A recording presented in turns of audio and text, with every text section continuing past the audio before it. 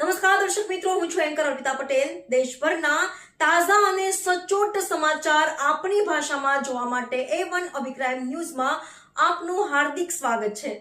હવે જોઈએ મુખ્ય સમાચાર। કચ્છ જિલ્લામાં માનવતાને પરોપકારનું ઉત્તમ ઉદાહરણ પૂરું પાડતી વધુ એક ઘટના સામે આવી છે, જેમાં લખપત તાલુકાના પાંધ્રો ગામના વતની કાંજીભાઈને તબીબો દ્વારા બ્રેન્ડેડ જાહેર કરાતા તેમના શોકગ્રસ્ત પરિવારજનોએ જાગૃતતા દાખવીને અંગદાનનો મહત્વપૂર્ણ નિર્ણય લીધો છે। ભુજ સ્થિત આયુષ હોસ્પિટલ ખાતે આ પ્રક્રિયા હાથ ધરવામાં આવી હતી। સ્વજનોના ક્રાંતિકારી નિર્ણયને પગલે ગંભીર બીમારીથી પીડાતા અને મૃત્યુ સામે ઝઝૂમી રહેલા અનેક દર્દીઓને નવજીવન મળવાની આશા બંધાઈ છે। આ સેવા કાર્ય અંતર્ગત કાંજીભાઈની 2 કિડની, લીવર અને હૃદયનું દાન કરવામાં આવ્યું છે।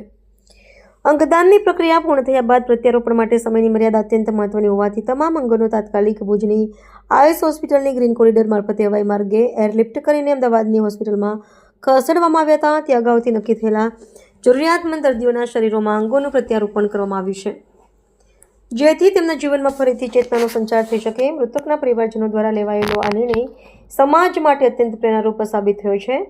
કચ્છ જેવા સરહદી વિસ્તારમાં અંગદાન પ્રત્યે વધી રહેલી લોકજાગૃતિ એ સૂચવે છે કે લોકો હવે દેહદાન અને અંગદાનનું મહત્વ સમજી રહ્યા છે।